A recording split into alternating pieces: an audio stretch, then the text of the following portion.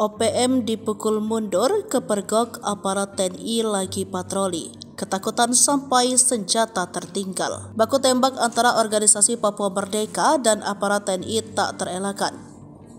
Kala aparat yang tergabung dalam Satgas Kops TNI Habemah dan Satgas Nanggala Kopassus berpatroli. Saat patroli tersebut, Satgas menemukan adanya indikasi pergerakan OPM di wilayah distrik Homeo. Alhasil gerombolan OPM terdesak hingga mereka memilih menyelamatkan diri sampai senjata mereka tertinggal.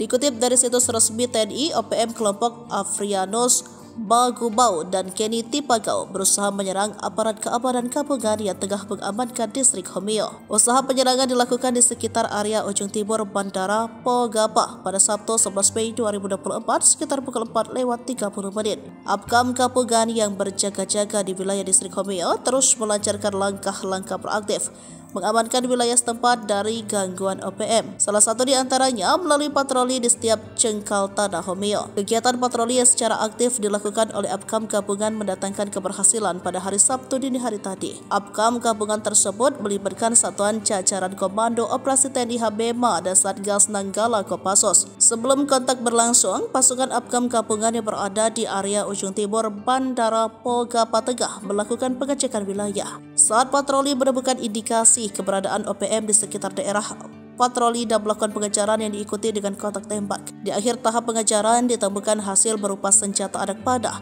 dan busur center, beberapa foto OPM, tempat perlindungan tidak permanen yang dibangun OPM beserta pos tinjau OPM yang digunakan untuk mengintai kondisi wilayah Homeo dan sekitarnya. Patroli di distrik Homeo merupakan langkah proaktif Apkam gabungan untuk mewujudkan situasi keamanan wilayah yang kondusif guna mendukung sebuah proses percepatan pembangunan Papua. Tegas Panglima Kogab Wilhan III Letjen TNI Richard T. Hatampumolon pasca menerima laporan keberhasilan tugas patroli.